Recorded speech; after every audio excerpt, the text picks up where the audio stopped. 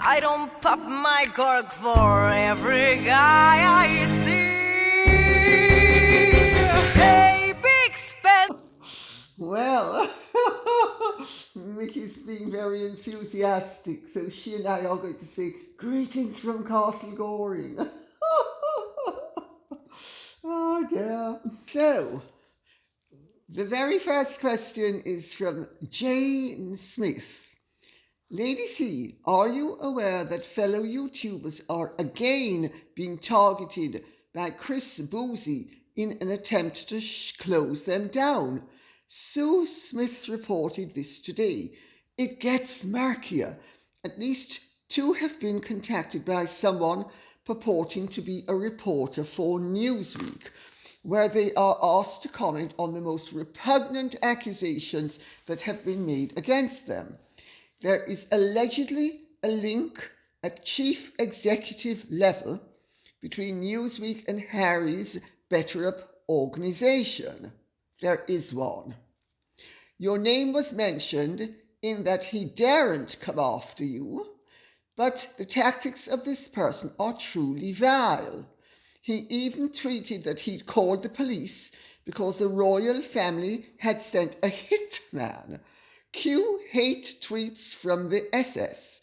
Turned out it was a process server.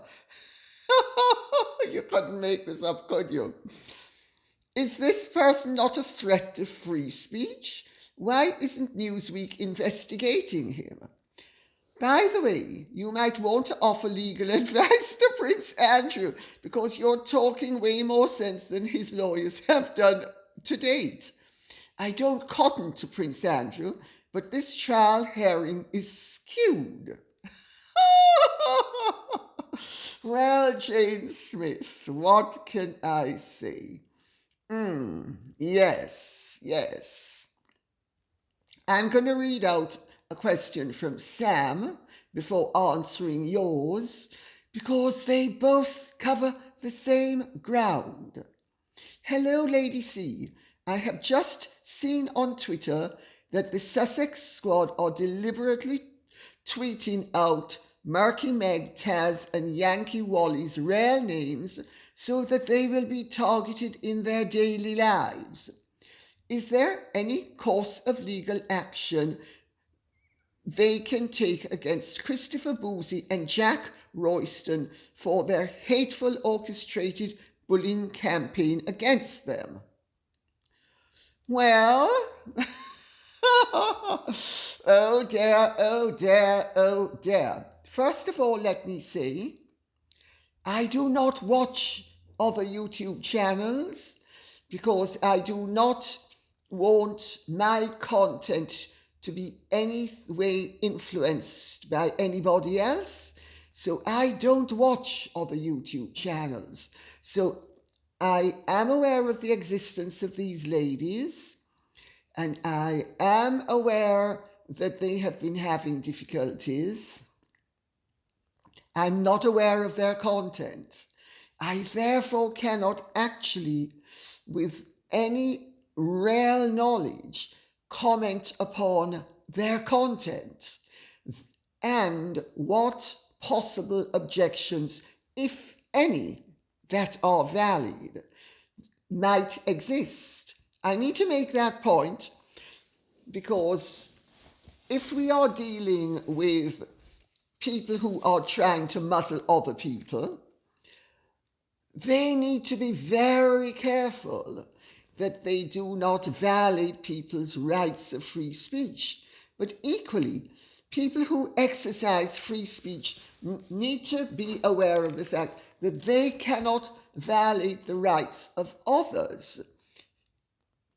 And everybody has rights. I just say that to qualify my contribution. Let's put it that way. Mickey wants cuddles. Yes, baby girl, you can get cuddles. Okay. Well, on the 27th of October 2021, Twitter issued a statement saying that they had found no hate campaign against Meghan Markle.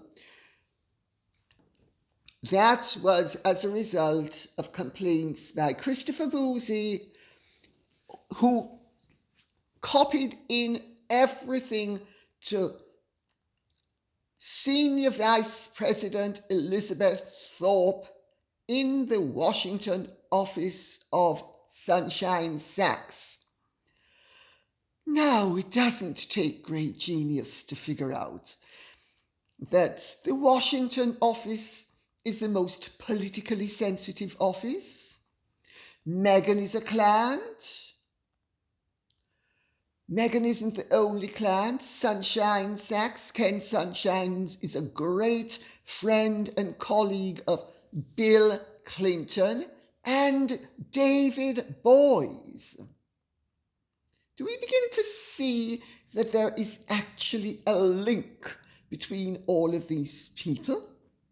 There's also Harry's infamous comment that the First Amendment and that basically it should be repealed. Well, we all know that Meghan also agrees with that. I think it is deeply ominous that somebody who purports to be a journalist would be in cahoots with Sunshine Sachs and a journalist called Jack Boyston from Newsweek. Now, I think I have explained before the way the media work in America. The PRs provide copy to the publications, and the publications usually publish it pretty much as is. There is a tremendous amount of collusion. If the publications do not publish what the PR companies want, the PR companies will get their clients to pull their advertising. So really, big business and the media companies have a figurative gun to the heads of the media. What can you do about it? Well, I think you can write to your congressmen and congresswomen, to your senators, to the president, to whomever you can think of, and make a lot of noise. The one thing that politicians don't want is a disaffected public.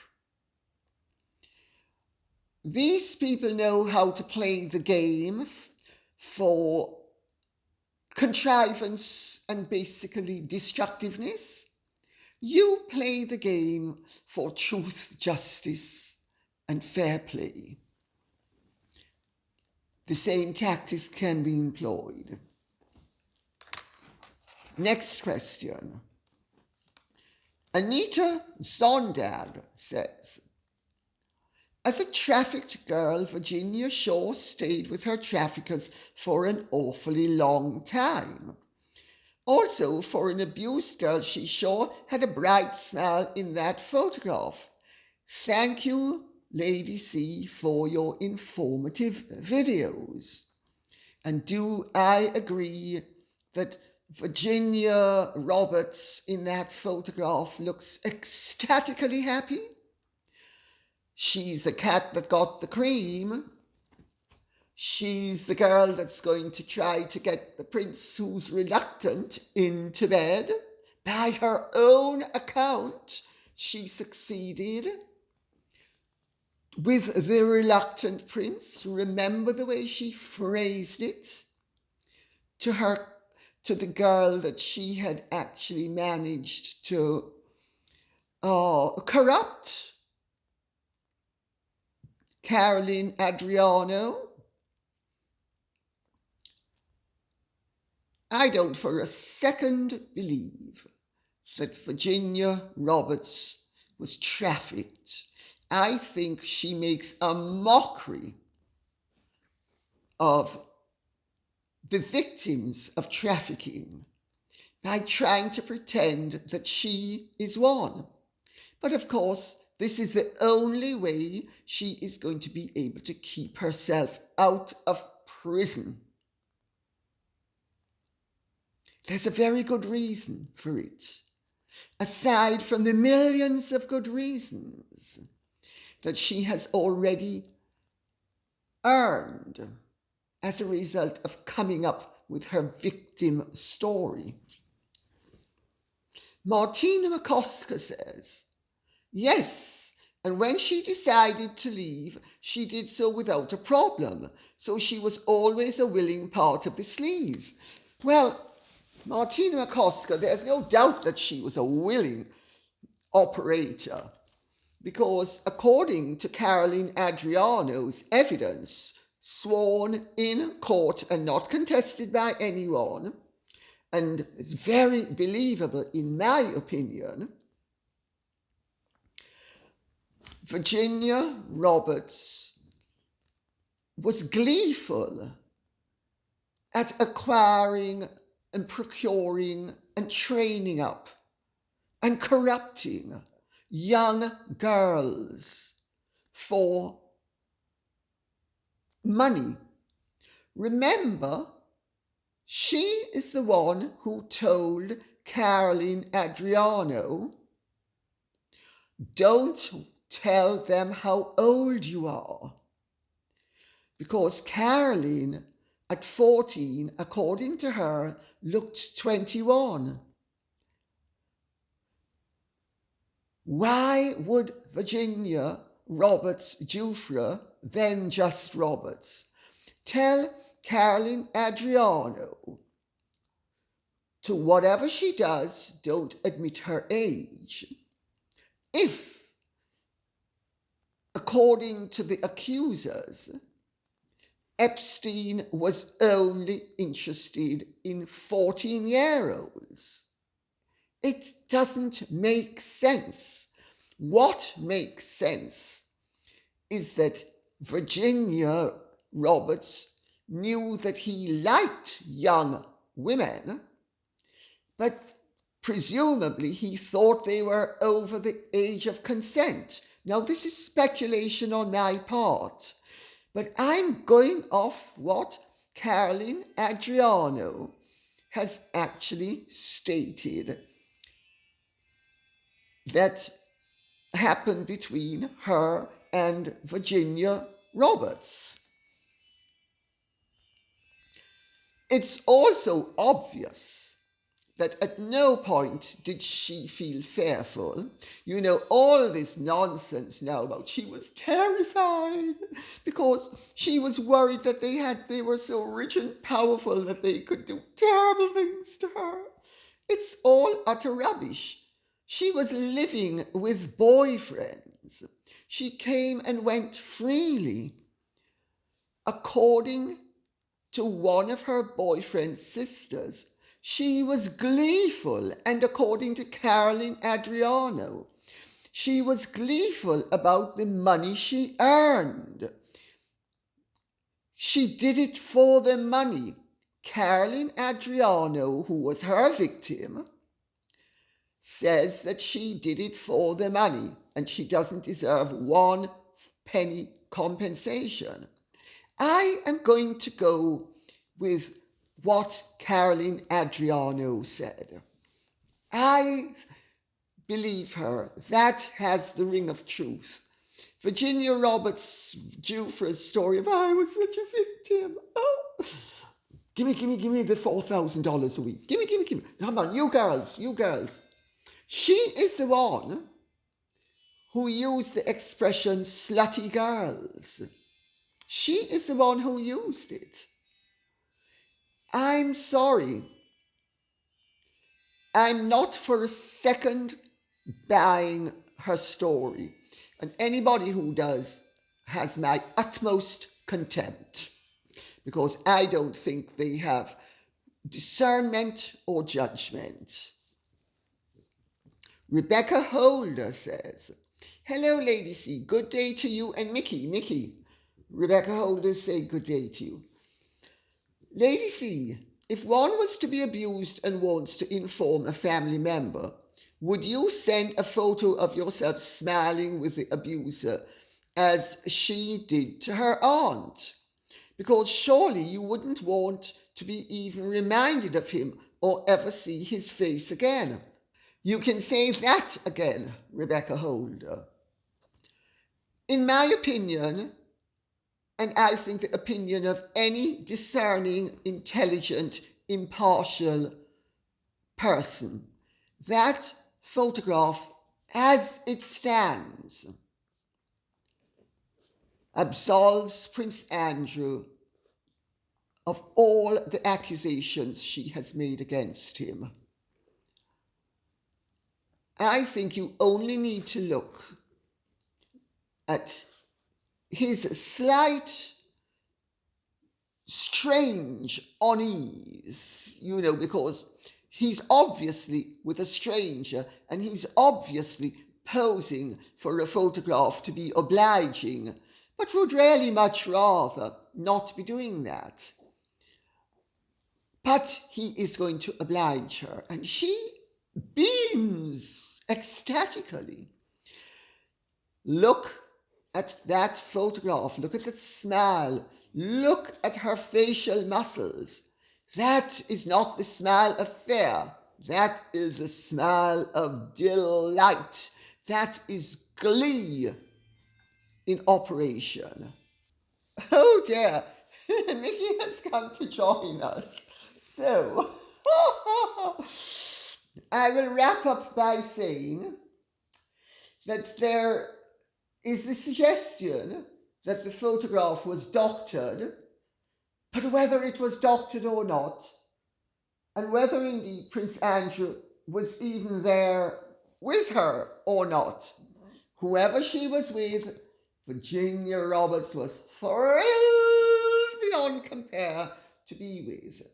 And that tells me that the photograph is living proof of the fact that Caroline Adriano is speaking the truth, and that Virginia Roberts Giuffre is not. J. Smith says, Virginia Giuffre has a very sordid past. You can say that again. Look at the Miami Herald articles. I have, and many others besides. They're all out there, my dear. Everybody can read them, and people should. The thing is that when I think of sex trafficking, I think of poor girls drugged, beaten, tied up, confined, and sold against their will. Well, may I say, that's not always the case. They may not be tied up. Some of them may be duped. Some of them may be innocents who are duped. So it doesn't have to be physical coercion, but it can be manipulation. And I think it's terrible when people take advantage of other people.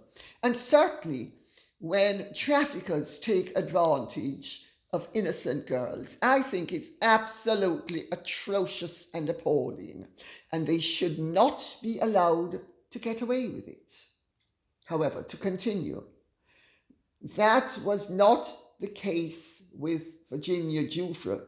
She got other girls involved. She certainly did. She got money from Jeffrey Epstein for getting other girls. She certainly did. She also got money for her massages. She was free to go at any time, and in fact, she left. Nikki is being tiresome. She left Jeffrey Epstein when she went to Asia. Even if she managed to get Prince Andrew, the fact is that he was unmarried and single. He certainly was unmarried, and he certainly was single. He was divorced. And she has never accused him of rape. Well, that's not entirely accurate, because her lawsuit civilly now accuses him using that four-letter word. So that's not entirely accurate, J. Smith. And why, oh why, focus on Prince Andrew? Good question.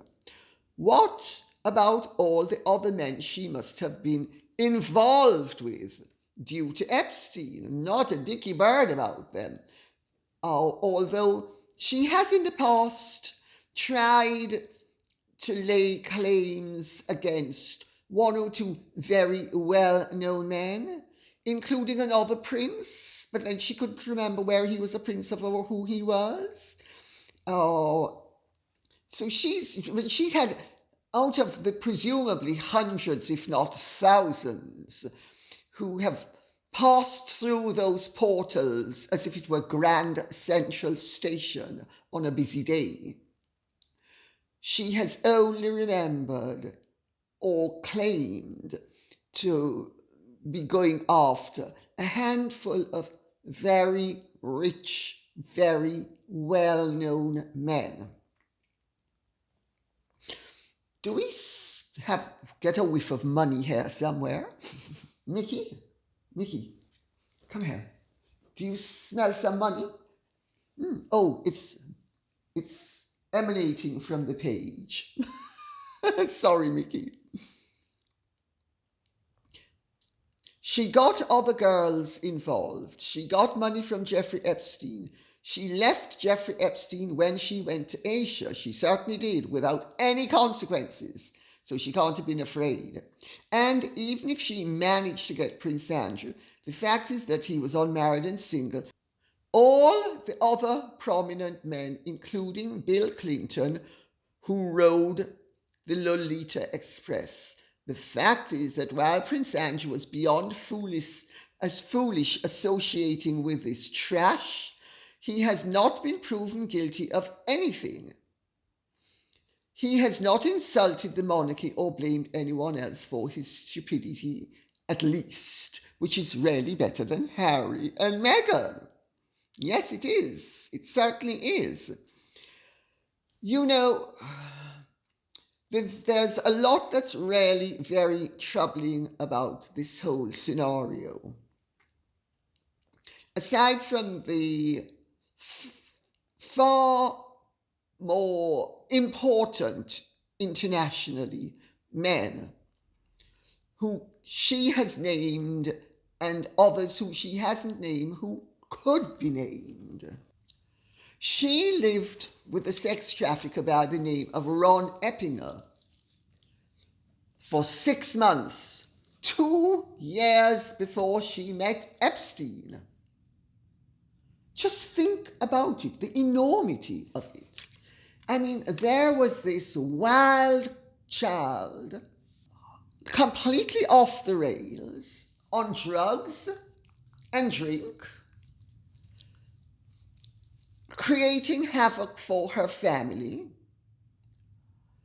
completely unmanageable, in and out of rehabilitation, in and out of her aunt's and her parents' house, living with men, one of whom was a 65-year-old sex trafficker, and she lived with him for 6 months.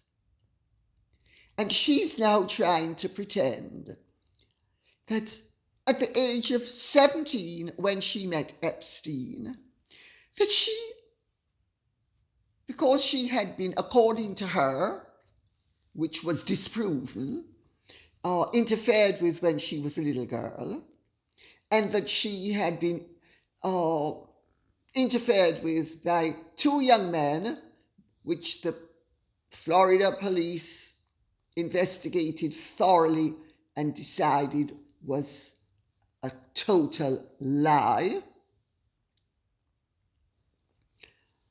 She is now trying to have us believe that Epstein corrupted her. She was totally corrupt before she met Epstein. It gives me no pleasure to say any of this, because I feel sorry for anybody who's off the rails. But the sympathy I have for the young girl who was disturbed doesn't allow me to cloud my brains to the extent that she should be allowed to destroy the lives of innocent people. And I've got news for you. Even if Andrew had availed himself of the services which, by her own account, Epstein paid her $15,000 for, and we only have her word for this. We don't have anybody else's word. So it could be yet another of the many lies that she's told to just boost herself up and make herself seem more important than she really is. And we also need to remember that these stories, she didn't start out telling these stories. She ended up telling these stories when money was being dangled in front of her. She was experienced. She was far more worldly wise than I at 72 am. At 15 years old, she knew her way around the gutter in a way that no decent woman does for the whole of her life. Let's call a spade, and a tart, especially a tart who clearly has no heart. She was young, yes. Was she dumb? There's no evidence of that, because she has been very wily. She has the craftiness of a fox. Was she naive? Not a chance. Rachel Selby says, I agree with you that Virginia, unfortunate name, well, I'm sure she's capitalized upon it over the decades, is no victim. Andrew didn't break any laws, and I hope his lawyers win this case. He certainly broke no laws. At the time of the alleged activity in New York, if I'm not mistaken, the age of consent was 14. It was then raised to 16, or 17, I think it was, to 17, and it's now latterly been raised to 18. But it wasn't 18 then. I don't even think it was 17. I have been informed that it was actually 14. But whether it was 14 or 17, it makes no difference, because the fact of the matter is she was over the age of 17. He didn't break any laws. It's not an offence to sleep with a prostitute, especially if you don't know that she's a prostitute. It may be tasteless, but if it's tasteless, that's not a criminal offence. Nor is it an offence against, shall we say, decorousness. However, he does not deserve to have any future public role, because a 40-year-old bedding a 17-year-old who is there precisely for that purpose, that is, they were not in a romantic relationship, is very seedy. I'm inclined to agree. But until very recently, expressions like boys will be boys were legion. People used them and believed in them. This new Puritanism is rarely new. It certainly didn't exist 20 years ago. But it was seedy, and it is seedy, and I certainly wouldn't want to be involved with a 40-year-old man who was availing himself of 17-year-old flesh. I agree with you. I think it's seedy. Tasteless as well. As the adult, Andrew had the responsibility to act with the dignity becoming a man in his position. Well, I will tell you what my great-uncle Rodney said to me when I was a young woman. He said, now, Georgie, darling, you're old enough to know the facts of life, and I'm going to tell them to you. A standing, and he used the four-letter word that we can say is rooster, has no conscience. I said, Uncle Rodney, I already know. I said, you're not telling me anything new. But I think that certainly was the attitude in those days. And I'm afraid many men in elevated positions have had little or no dignity when their roosters wanted to crow. So, let's put it that way. I don't think that we can say that Prince Andrew is the only one, if indeed he did, and he says he didn't, and I believe he didn't. But I'm saying even if he did, it's not exactly anything unusual. And if you doubt me, ask Bill Clinton. So, and even if he didn't have sex with her, the whole setup must have been obvious to him.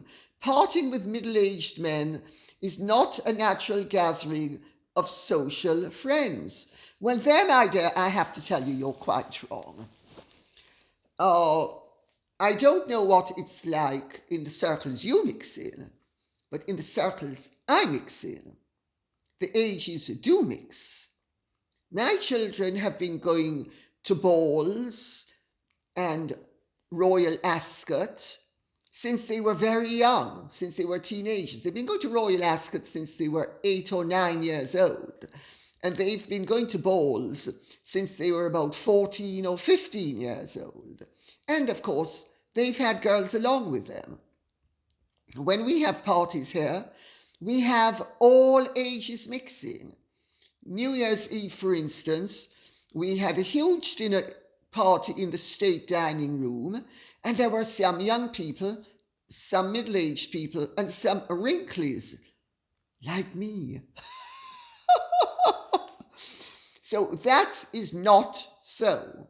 Certainly not in very social environments. The ages do mix. There's nothing wrong with it. It's been an age-old thing, and I actually think it's a healthy thing. Now, I also think that you need to understand that this new Puritanism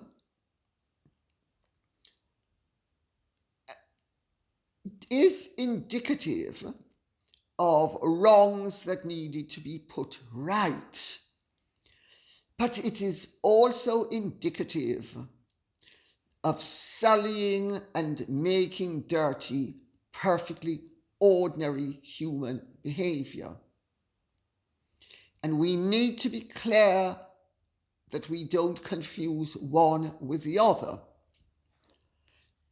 Also, this new shock horror that girls below the age of 18 are not supposed to be touchable, because recently in Britain and America, they have introduced laws to up not only the age of consent, but, well, in fact, always under the age of 18 for women was a minority. You were a minor until you were 18.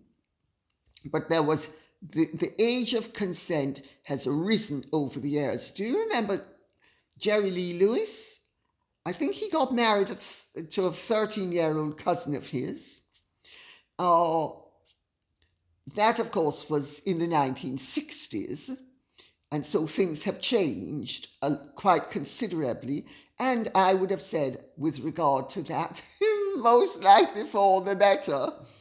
But it doesn't alter the fact that throughout history, girls of Virginia Roberts' age, that is 17 and 18, were not only regarded as marriageable, but as beddable.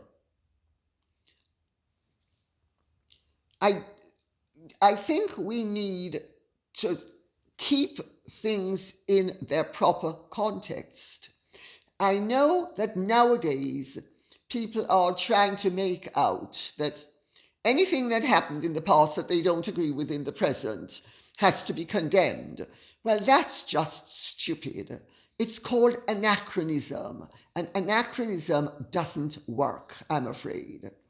It is preposterous. That doesn't mean that situations can't be improved.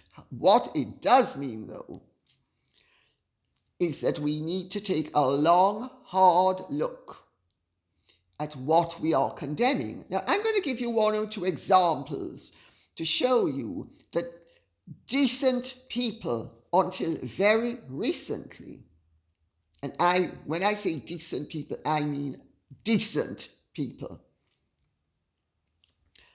were prone to marry girls of the age that, and now everybody's horrified about. Crown Prince Frederick of Prussia married Queen Victoria's daughter, Princess Victoria, the Princess Royal. They became the parents of Kaiser Wilhelm II.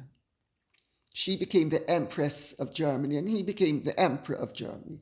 They met when she was 15. They wanted to get married. There were political reasons why they couldn't get married as quickly as they wanted to, but they were married when she was 17 years old.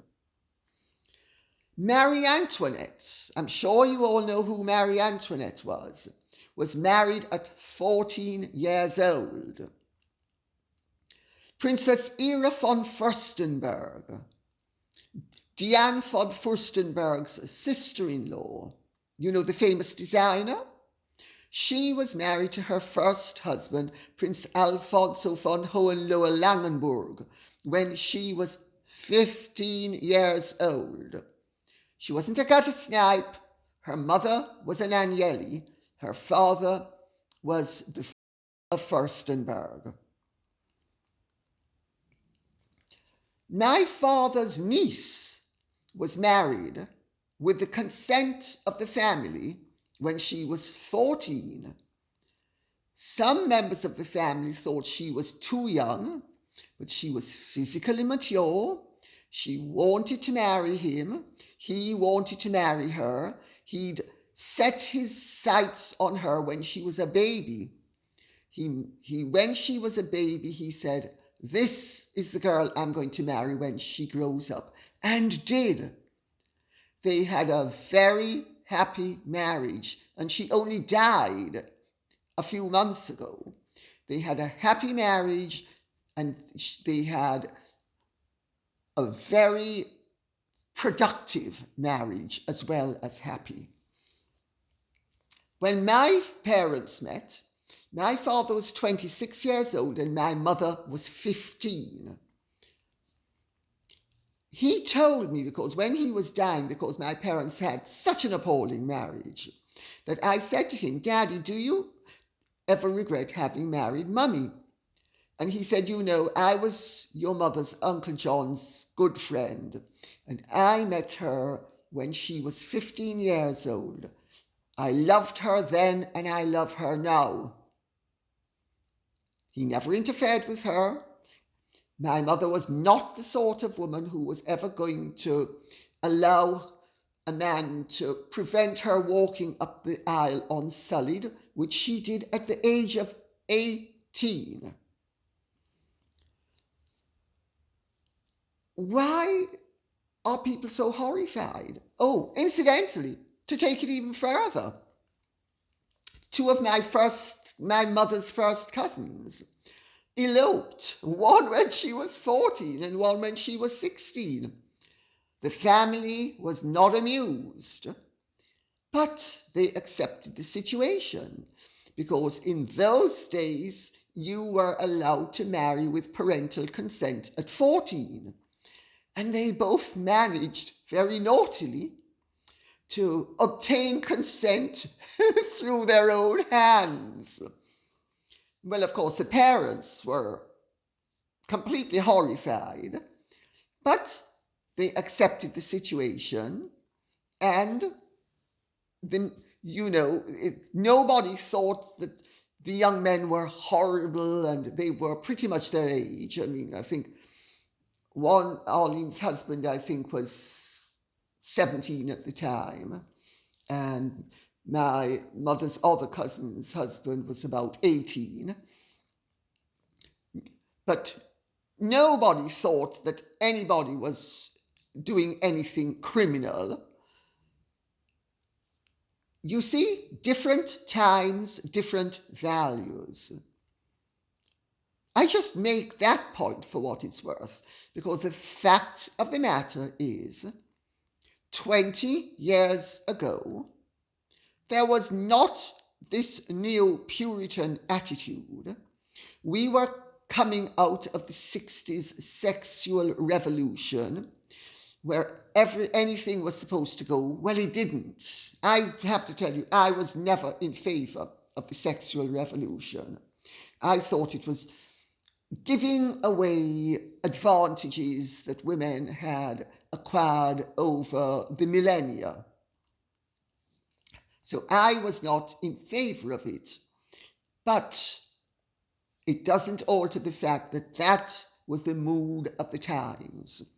And by 20 years ago, the sexual revolution was over, everything had settled down, and things were a lot less puritanical than they are now.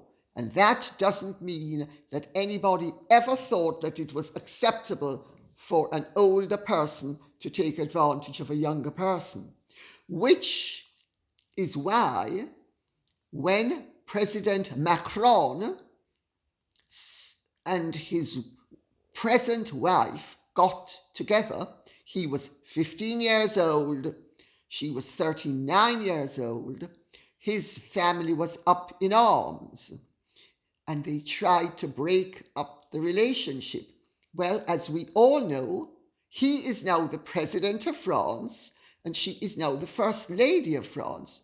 So I think we all need to consider the realities and keep things in their proper context.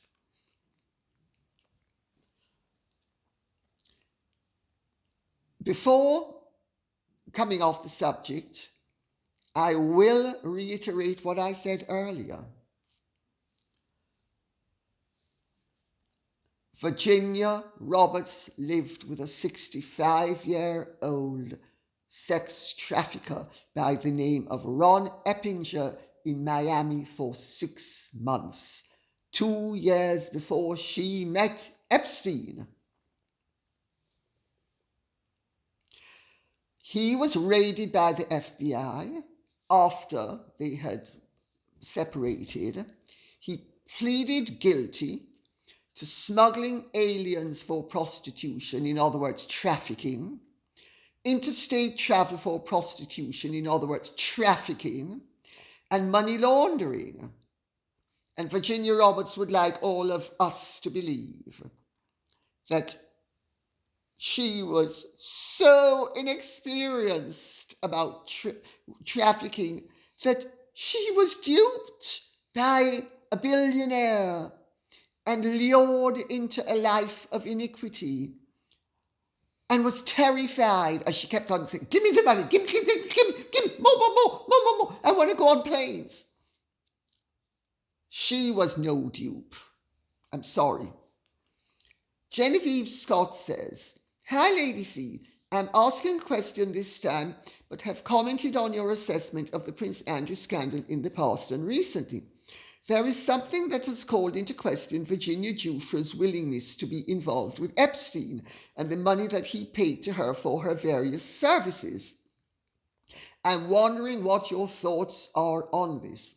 Why would Virginia Giuffre take off to Australia with a man that she had just met when she was in Thailand to pick up a young woman for Epstein to traffic well, for her to traffic to Epstein actually, if she was so thrilled with her situation regarding Epstein. Additionally, she married the man, had children, and has remained in Australia with this man, also known as her husband of all these years. If she was so mercenary, why did she run off and live a completely different life? To me, this speaks to her unhappiness with being part of Epstein's enterprise. Please address my thoughts, because if I were a juror, these facts would be a consideration in my mind. Thanks, Lady C. Well, my dear, I think it's very simple. Love trumped greed. Have you seen the photographs of her and her husband? They appear to be very much in love. It shines through, just as how her delight with Prince Andrew shines through. Her photographs with him shine through. I think that's wonderful for them. I am not condemning her for having been a prostitute. I'm not that prissy and moralistic. I think prostitution is a lot more honourable a profession than many activities that women and or men resort to, because at least it is a fair exchange, and it is something that is a willing exchange. And if it's not a willing exchange, the client doesn't realize it's not a willing exchange. So the client isn't responsible for being duped into thinking it is a willing exchange. I think what has happened with Virginia Roberts is very sad, because I think she met this man, she fell in love with him, she moved to Australia, they had 3 children, she was perfectly happy. Now, this is my take on it, by the way. I think there are 2 possibilities, and I'll give you both versions of what is possible. But I would prefer to go with the first one. They fell in love, they moved to Australia, he's Australian, they had 3 children, they were leading a perfectly nice life. Sharon Churcher shows up and she is induced. Her greed, which has lain dormant, is tempted out of its shell again. And she starts to tell stories. She doesn't realize the danger. She thinks she's just earning herself a few 100,000 and then a few million. Then she realizes the danger when it's too late. And the danger is that she is an admitted sex trafficker. She has confessed in her stories to enough crimes to put her behind bars for the rest of her life. And I think at that point, it was too late, because the greed had got the better of her good sense. But I think they're obviously still a loving couple. Now, the alternative is that he's as bad as she is. There's another alternative, actually, that she told him all along, because she's very good at playing the victim. And as her father said, she is a very good liar. Her father said it. I think we can safely go with that assessment from her father.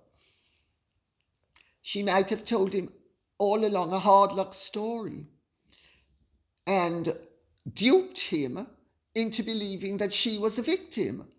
He might be her first non-American victim. Of course, she's had plenty of victims since then. chief of which at this point seems to be Prince Andrew. She's trapped and she is exploiting the situation at the same time for her financial benefit, but also to retain her liberty. Elisa Stocchetti says, "Dear Lady C, are you really sure that people in the position of power like Epstein and his friends would have had problems in smuggling or buying the entrance to Tramp for underage girls? I assume many eyes got suddenly closed at the entrance. We are talking about people who were able to hide the Clintons/Epstein connections while Hillary was running for the highest office, in the presence of many, many pictures of the two buddies together, Mr. Clinton and Mr. Epstein, not just one photo as in Prince Andrew's case." Well, first of all, I think you have a very, shall we say, naive idea of what exclusive members-only clubs in this country are like. They don't basically care who you are. They're not going to waive certain rules for you. They're not impressed with Prince Andrew. They're not impressed because they have princes, kings all the time. They have billionaires. They're not going to lose or endanger their liquor license and their ability to function to accommodate somebody's peccadillos. They're just not going to do it. And I know this is a fact, and I'll tell you how I know it. In 1973, I was due to meet Prince Michael and some other friends in Tramp. And I got there a bit, I can't remember if it was early or late, but anyway, I wasn't there on time. And I said I thought, because I was late, that's right, I was late. And I said that it was Prince Michael and another friend of mine. Could they check and see if they were downstairs? And they said, no, we don't need to check because they're not allowed to enter without being accompanied by girls. There we have it. Two men, one a prince, the other a very established aristocrat, not allowed to enter Tramp unless they are accompanied by girls. Those were the rules in those days. They didn't even need to send downstairs to see if they had arrived yet.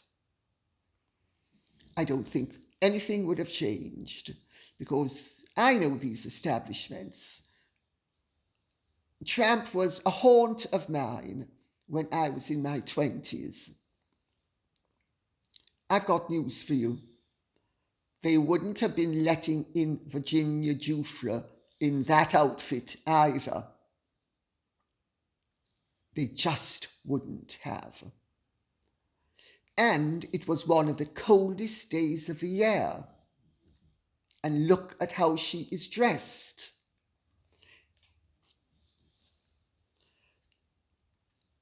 As for suppressing photographs and other details of the Clinton-Epstein friendship, yes, they've tried to bury it.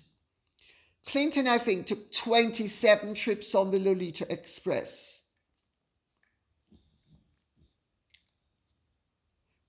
Epstein went to the White House on a more than a dual handful of occasions, always with young girls.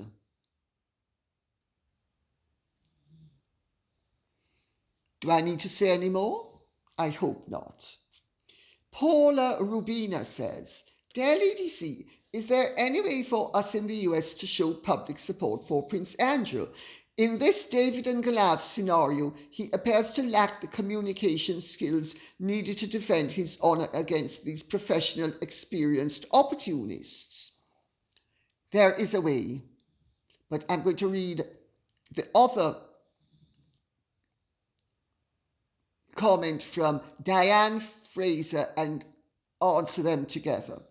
My heart goes out to Prince Andrew, particularly given the vilification he has received from the press. I imagine he would be feeling isolated, depressed and humiliated by the loss of his standing in the royal family and in public opinion. Is there any way we can convey to him that there are some of us who believe he is innocent of wrongdoing and offer him support, individually or maybe even as a group? Paula Rubina and Diane Fraser, bless you. There are things you can do. You can write to Kaplan. You can write to the president. You can write to Prince Andrew. It will mean an awful lot to him, I have no doubt, if he knows that he has the support of a significant body of the public. He's a human being. You can also write to the Queen if you wish, although I would not necessarily recommend it, because my understanding is that all of these worries are starting to play havoc with the Queen's well-being. So I think Louis A. Kaplan, Virginia Roberts Giuffre, David Boys, President Clinton, Hillary Clinton, and Meghan Markle, who received Hillary Clinton at Windsor after the birth of Archie. They all need to be made aware of the fact that there are links between them, because remember, Meghan is a client of Sunshine Sachs. Sunshine Sachs has a role to play in all of this, as does David Boys, as does President Clinton, as does Hillary Clinton. Don't tell me that when the right hand scratches the left, the right hand doesn't know it's scratching the left. I think these people need to start to assume some responsibility and show some humanity. If they can't show it for a dupe of a prince, I think they should show it for an exemplar of a monarch. That's what I think. Write letters, send emails. Everybody who wants to. The more, the merrier. Believe me, the Clintons may not listen, but other people will. Like your congressman, your congresswoman, and your senator. They will listen, especially if they are Democrats. Dorothy Stiltner says, despite Bill Clinton trying to underscore his friendship with Epstein, there are some media how many times Epstein was at the White House. I'm afraid there are words missing here. Which was more than several times, always with numerous girls in tow. One person said they were like brothers. Yes, I don't know that they were like brothers, but they were certainly like fellow hunters, hunting for little game. Lala Holland says, both Epstein and Prince Andrew were 1.83 centimeters or 6 feet tall. Does that make sense about the photo? No, it doesn't. Unless he was sitting in a chair, except there's no chair there. So it doesn't make sense. The whole thing doesn't make sense. That's why the original is necessary for it to be inspected, because it might just be an anomaly. But until the anomaly is cleared up by it being shown to be a genuine photograph, the fact that Prince Andrew doesn't remember having met her and feels he might never have met her or posed for the photograph could say something. I think it's an area of doubt that should be cleared up. Miss SDN says, Lady C, I'm fascinated by the figure behind you. I believe it's an artist with an easel. I love it. And Anna Perkins says, hello, Lady C and lovely Mickey. I wonder if you could put me out of the misery of curiosity. On the dresser behind your sofa, there are 2 ornaments with a doll of a painter in an old costume in the center. The ornaments look like robots' heads, but I suspect they are in fact some kind of art deco.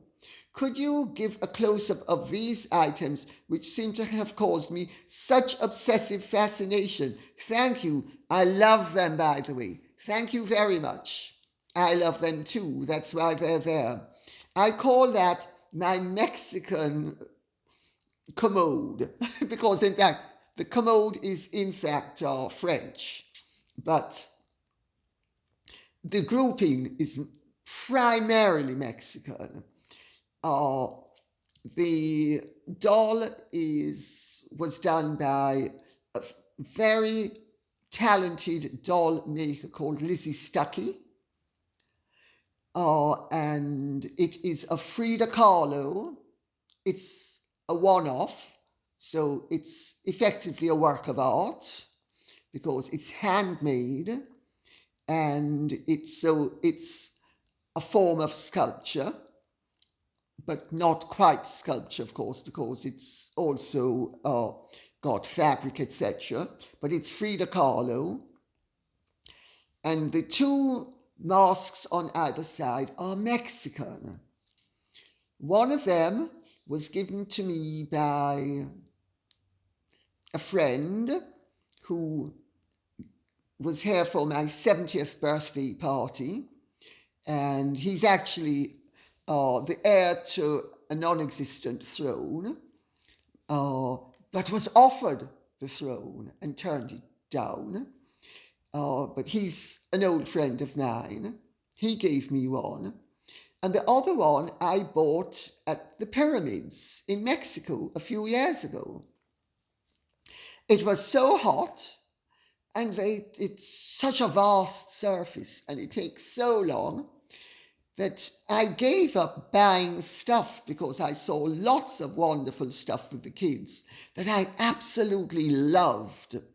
And I thought, I said to the kids actually, I said, we'll get it in Mexico City. You know, I can't be burdened with anything more. I mean, I was way done with stuff, and so were they.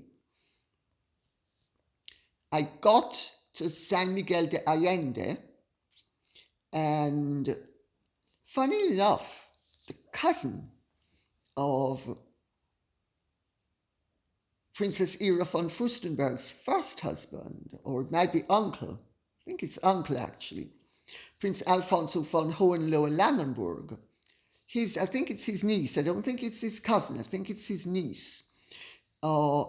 She said to me, she lives in Mexico because that branch of the Hohenlohe-Langenburg family have Mexican connections. And she has a wonderful shop in San Miguel de Allende. She's called the Marquesa de Mancera, and you can Google it, Marquesa de Mancera, Mancera, and she has the most wonderful stuff. And she told me, she said, you were absolutely wrong. Everything is unique. All these things that you see, that you think in Mexico, oh, they're churned out. They're not churned out. Mexico has some of the finest artisans in the world, which I had no idea about. And the Marquesa de Mancera has a shop with several of them. To those of you who are interested in ordering or buying stuff like that. Each piece is handmade and each piece is unique. And I'm just lucky that Jezar gave me one that's very similar to the one I bought.